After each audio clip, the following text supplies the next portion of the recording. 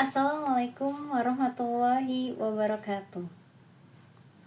Perkenalkan, nama saya Fatima Fauzia, mahasiswi Universitas Pelita Bangsa, jurusan Manajemen, dengan nomor induk mahasiswa 112111130.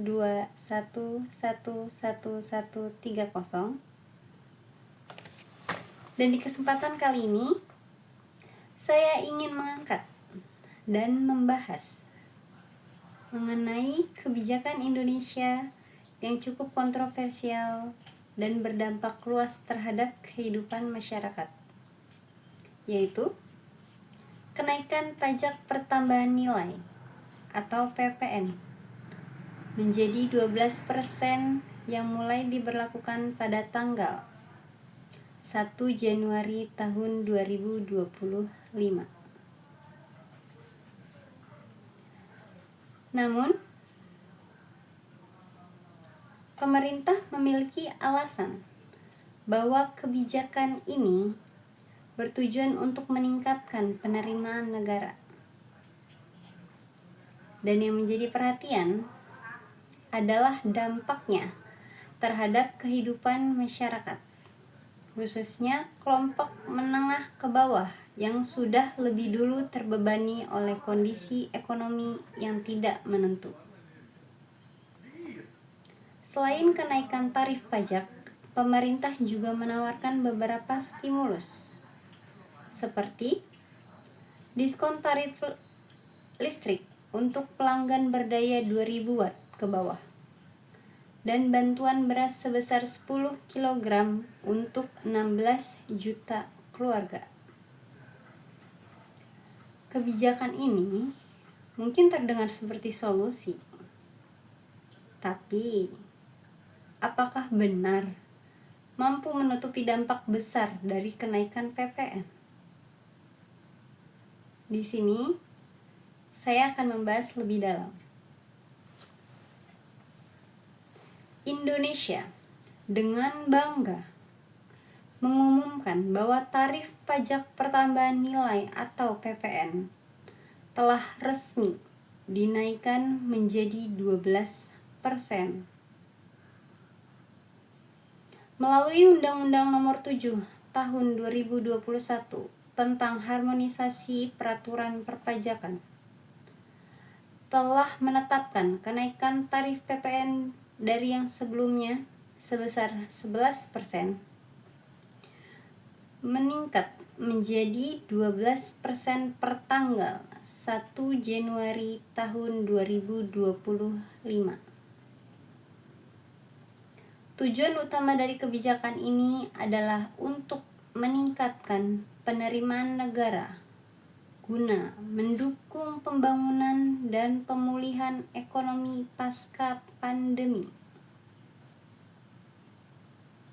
Dalam kanal berita yang saya kutip dari hukumonline.com, sesuai dengan amanat Undang-Undang Nomor 7 Tahun 2021 tentang harmonisasi peraturan perpajakan atau Undang-Undang HPP, tarif PPN naik menjadi 12% berlaku per 1 Januari 2025. Dan PPN ini berlaku untuk seluruh barang kena pajak atau BKP dan jasa kena pajak atau JKP yang tergolong ke dalam barang mewah. Namun, pada wacana sebelumnya, penerapan Undang-Undang Nomor 7 Tahun 2021 ini tidak hanya berlaku untuk barang mewah saja, namun juga untuk barang non-mewah yang sebelumnya sudah dikenakan PPN sebesar 11%. Namun, beberapa jam jelang pergantian tahun, Presiden Indonesia Prabowo Subianto memutuskan bahwa PPN 12% hanya berlaku untuk barang mewah saja. Sementara kategori non-mewah tetap dikenakan PPN sebesar 11%. Jika aturan ini diimplementasikan, maka hal ini tidak sejalan dengan amanat Undang-Undang HPP. Pemerintah perlu melakukan revisi jika ingin memberikan pengecualian dalam penerapan PPN 12% tersebut. Namun langkah tersebut tidak diambil oleh pemerintah. PPN bertarifkan 12% tetap berlaku sebagaimana diatur oleh Undang-Undang HPP dengan rumus perhitungan yang berbeda. Sebagaimana diatur oleh Peraturan Menteri Keuangan PMK nomor 131 tahun 2024 tentang perlakuan pajak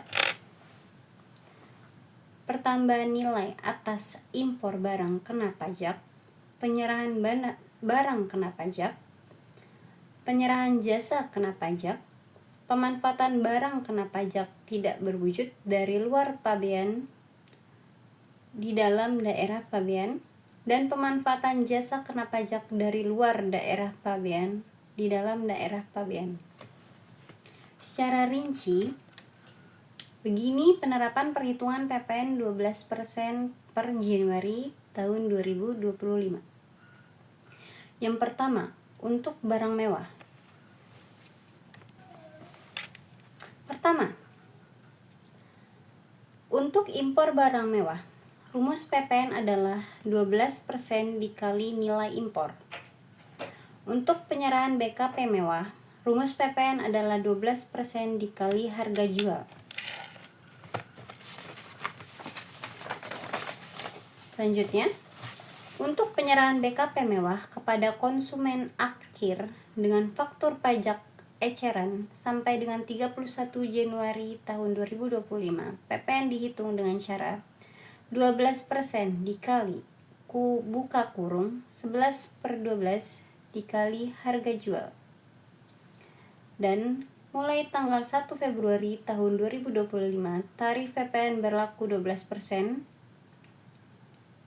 dikali dengan harga jual.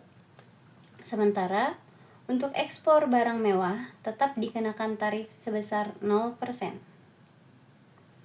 Yang kedua, untuk barang selain barang mewah dan untuk jasa serta barang tidak berwujud, untuk impor BKP, perhitungan PPN-nya adalah dengan cara 12% dikali buka kurung 11/12 dikali nilai impor. Untuk penyerahan BKP, PPN dihitung dengan cara 12% dikali buka kurung 11/12 dikali harga jual.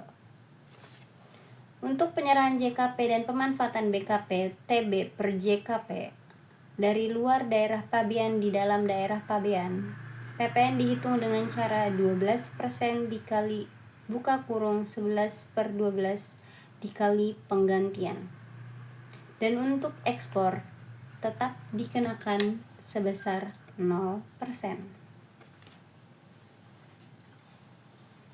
Namun, dengan hal ini menjadikan Indonesia sebagai salah satu negara dengan PPN tertinggi di ASEAN. Bahkan lebih tinggi dibandingkan negara-negara tetangga kita yang ekonominya bahkan jauh lebih berkembang. Namun, ironisnya, meskipun pendapatan negara melalui PPN meningkat, kualitas fasilitas dasar seperti kesehatan, pendidikan, dan infrastruktur jalan masih jauh dari harapan. Menurut data yang dirilis oleh OECD, Organization for Economic Cooperation and Development, dan World Bank, Indonesia saat ini memiliki PPN tertinggi di ASEAN, bahkan lebih tinggi dibandingkan negara-negara seperti Malaysia, yaitu 6%, dan Thailand, yaitu 7%. Negara-negara ini meskipun memiliki tarif PPN yang lebih rendah, namun mereka mampu memberikan kualitas layanan yang lebih baik dalam berbagai sektor penting seperti pendidikan, kesehatan, dan infrastruktur jalan.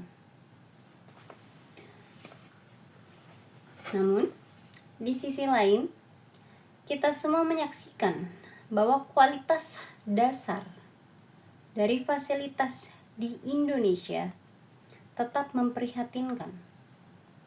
Di sektor kesehatan misalnya, rumah sakit dan fasilitas kesehatan umum masih banyak yang kekurangan tenaga medis, alat kesehatan, dan fasilitas yang memadai.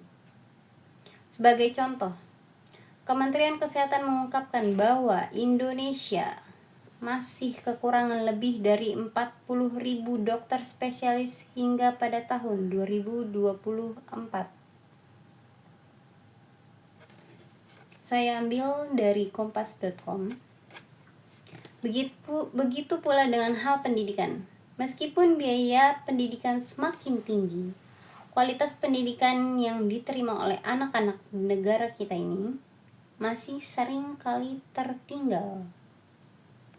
Berdasarkan PASA, Program for International Student Assessment, Indonesia masih menduduki peringkat rendah dalam hal kualitas pendidikan dibandingkan dengan negara-negara ASEAN lainnya, seperti Singapura, Vietnam, ataupun Thailand. Di bidang infrastruktur, jalanan di berbagai daerah di Indonesia masih seringkali rusak, berlubang, dan tidak terawat dengan baik. Padahal kita tahu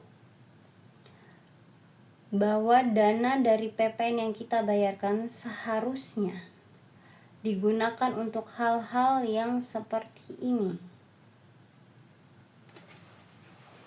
Kita tidak bisa menutup mata bahwa rakyat Indonesia sudah membayar pajak dengan tingkat yang sangat tinggi.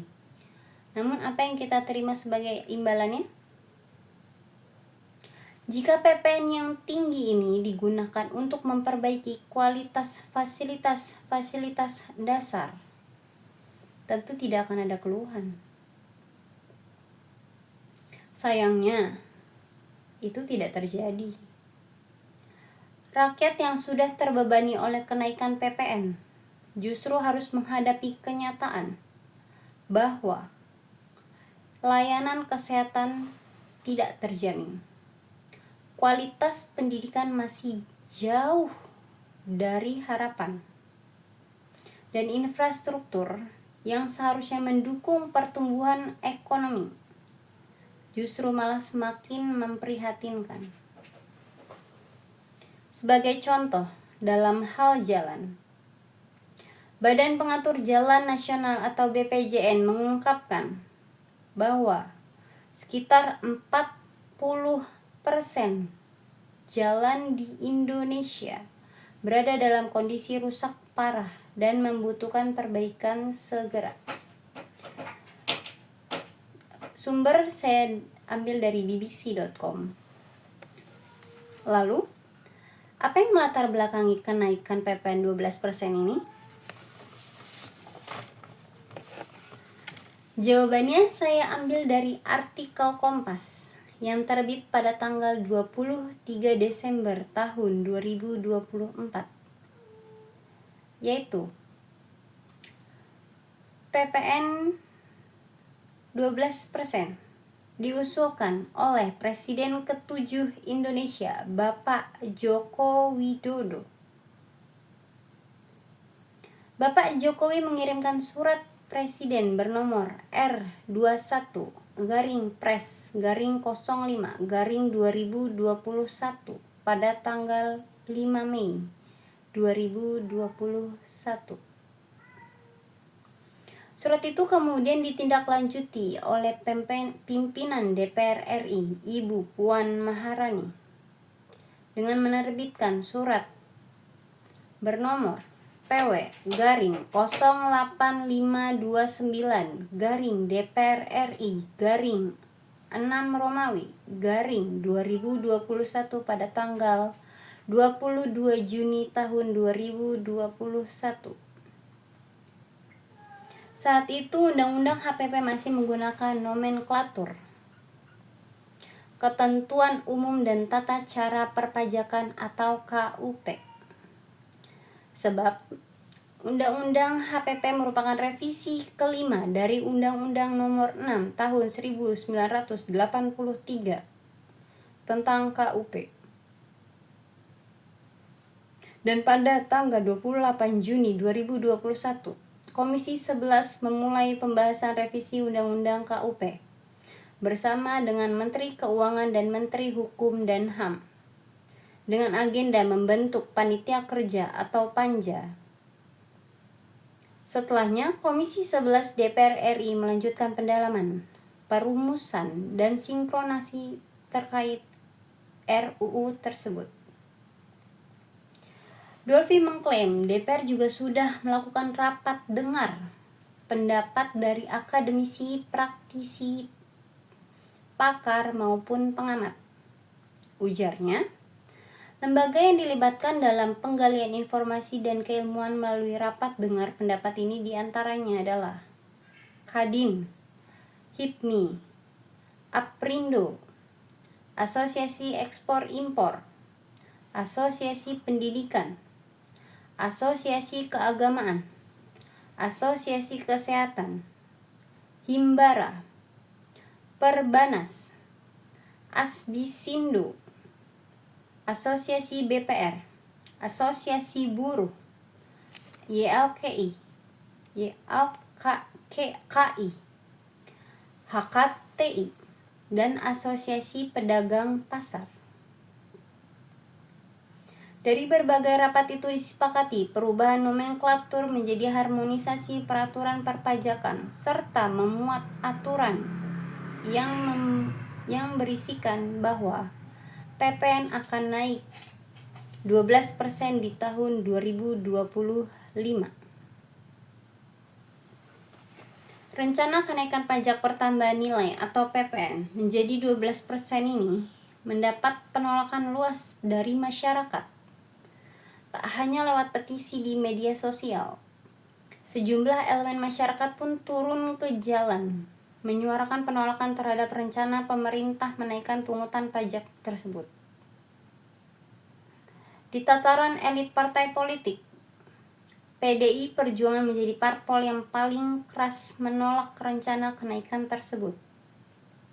Meskipun fraksi partai ini juga yang menjadi pimpinan panitia kerja atau panja ketika Undang-Undang Nomor 7 Tahun 2021 tentang harmonisasi peraturan perpajakan atau Undang-Undang HPP yang menjadi dasar kenaikan PPN tersebut dibahas oleh Dewan Perwakilan Rakyat.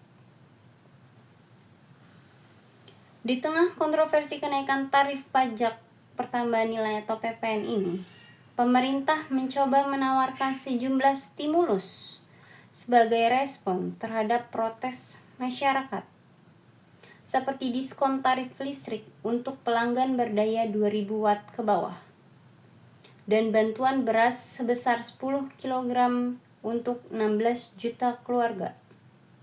Sungguh patut diapresiasi bahwa pemerintah mencoba memberikan bantuan langsung kepada rakyat dengan diskon listrik dan bantuan beras. Pemerintah akan memberikan diskon tarif listrik sebesar 50% mulai Rabu, tanggal 1 Januari tahun 2025. Sampai dengan akhir Februari tahun 2025. Diskon tarif listrik ini untuk pelanggan rumah tangga dalam meringankan beban keuangan masyarakat imbas dari kenaikan tarif PPN.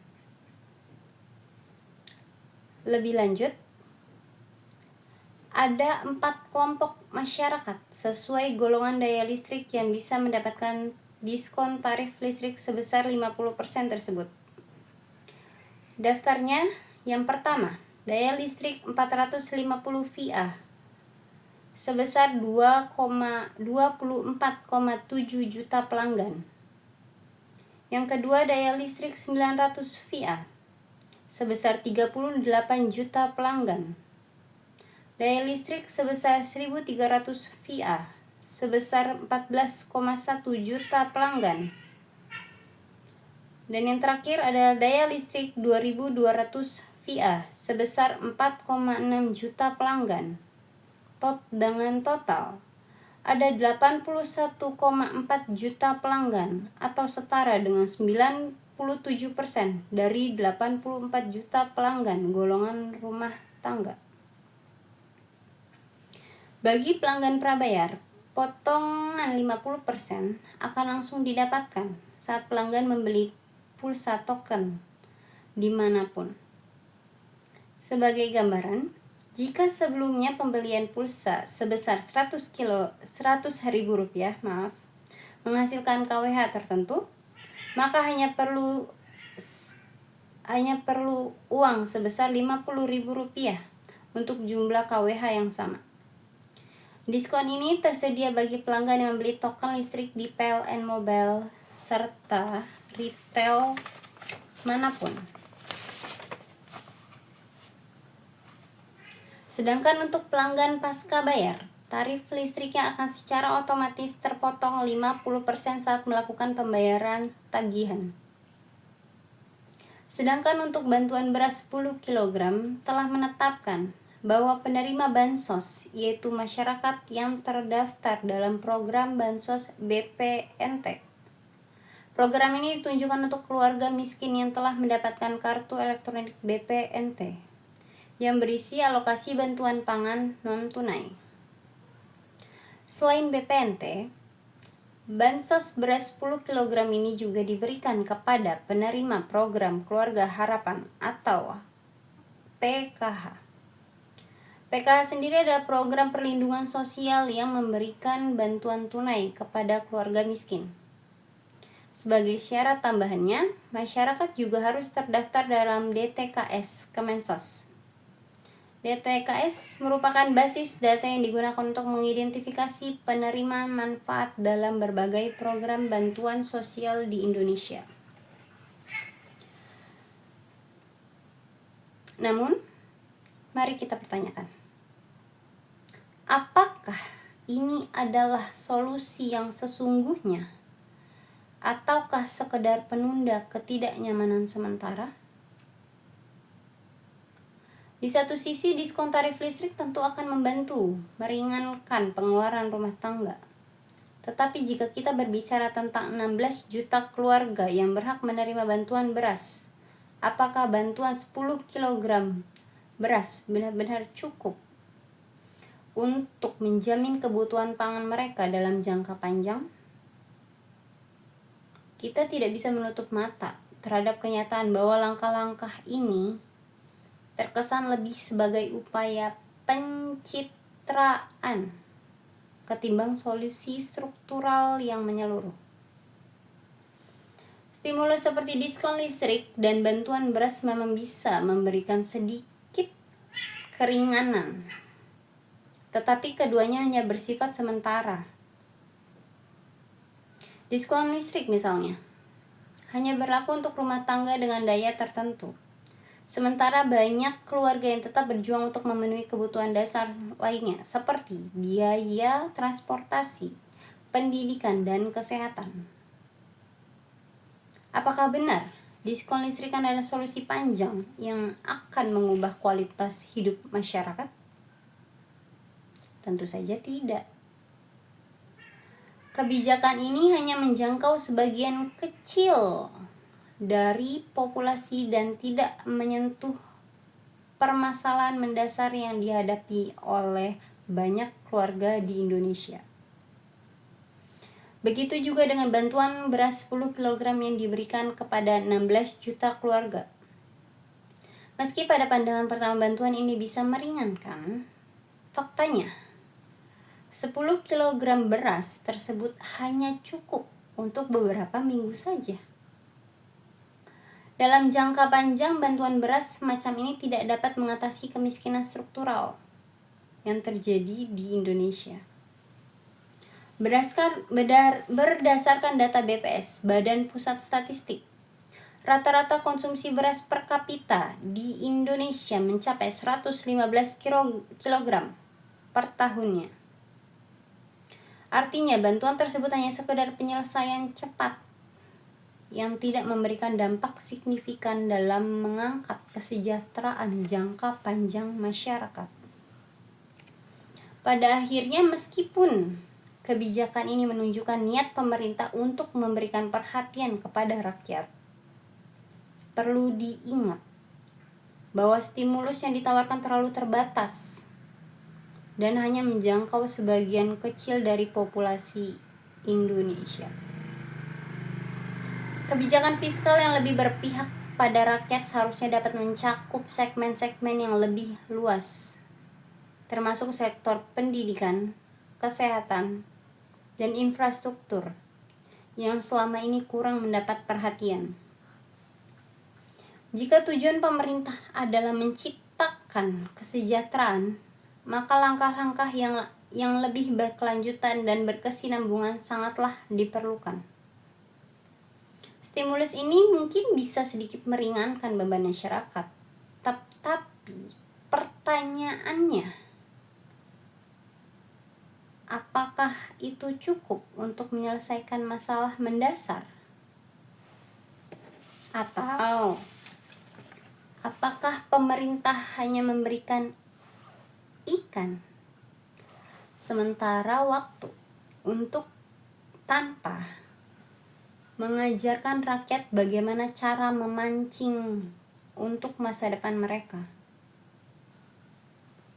Jika kebijakan pemerintahnya terfokus pada penanggulangan masalah jangka pendek tanpa ada upaya nyata untuk memperbaiki sistem ekonomi dan menciptakan kesempatan yang lebih luas bagi seluruh lapisan masyarakat, maka kita hanya akan terus terjebak dalam lingkaran ketidakpastian ekonomi.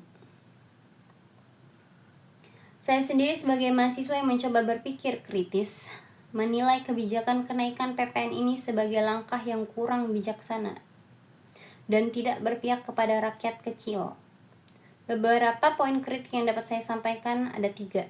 Yang pertama, timing yang tidak tepat. Dalam situasi ekonomi yang belum sepenuhnya pulih pasca pandemi, kenaikan PPN justru dapat menghambat laju pemulihan ekonomi.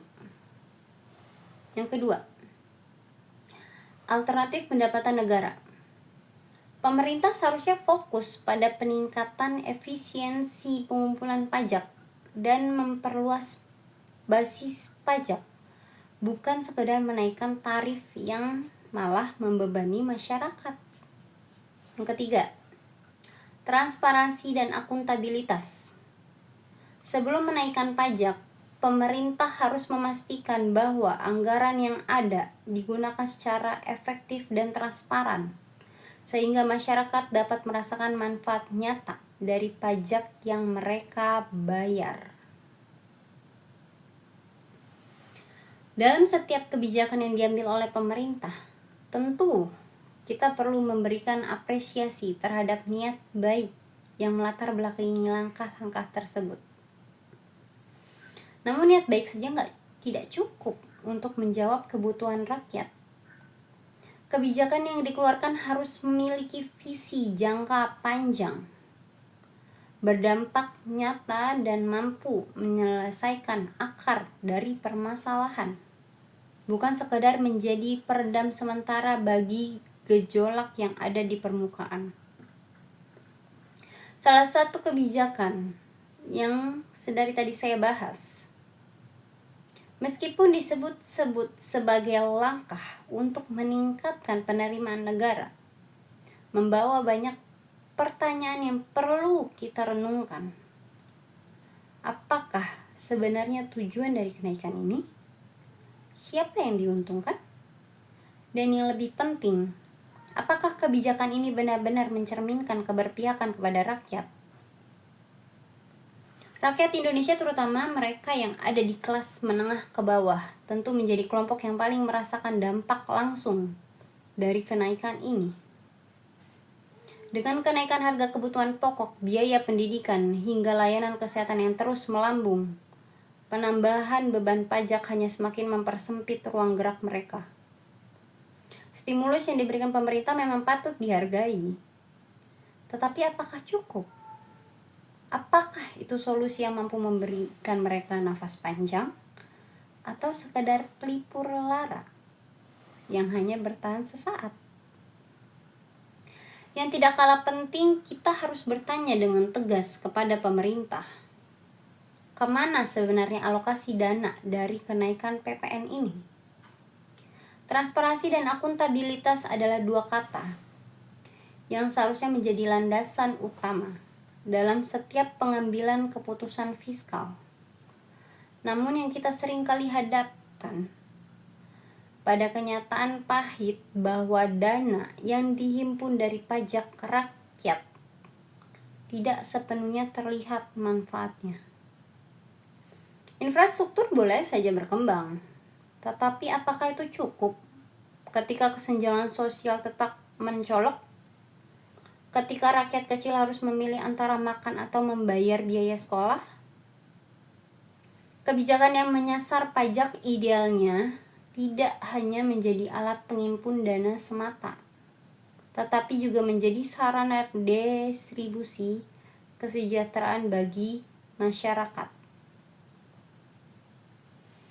Namun, saat rakyat terus dipaksa membayar pajak tinggi tanpa ada peningkatan signifikan dalam kualitas hidup mereka, rasa ketidakadilan akan tumbuh. Dan ketika ketidakpercayaan rakyat terhadap pemerintah mulai terkikis, dan ketika kepercayaan rakyat terhadap pemerintah mulai terkikis, apa yang tersisa untuk menopang negeri ini? Tidak bisa kita abaikan fakta bahwa kesejahteraan rakyat tidak hanya soal angka-angka dalam laporan statistik. Itu tentang bagaimana setiap keluarga bisa makan 3 kali sehari tanpa cemas, bagaimana anak-anak mereka bisa bersekolah tanpa takut dikeluarkan karena tunggakan biaya, dan bagaimana mereka bisa bermimpi tentang masa depan tanpa dibayangi oleh kesulitan ekonomi. Pemerintah perlu berhenti memberikan solusi-solusi tambal sulam yang hanya menunda masalah tanpa menyelesaikan. Kita butuh keberanian untuk mengambil kebijakan yang menyentuh inti permasalahan. Apakah itu reformasi birokrasi, penerbitan anggaran, atau bahkan evaluasi terhadap proyek-proyek besar yang kerap kali menguras dana publik tanpa hasil yang signifikan. Sebagai rakyat, kita juga tidak boleh diam. Ini bukan soal melawan pemerintah, tetapi tentang memperjuangkan hak kita sebagai warga negara.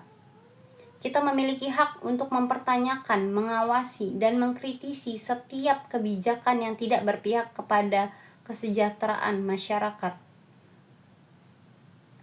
Sebagai penutup, izinkan saya mengingatkan bahwa setiap kebijakan yang diambil pemerintah haruslah berpijak kepada prinsip keadilan dan keberpihakan kepada rakyat.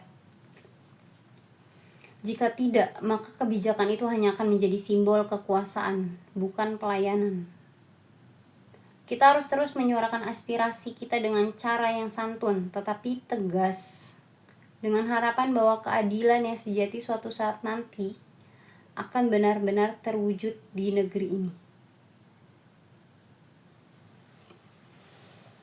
Sekian dari saya. Wassalamualaikum warahmatullahi wabarakatuh.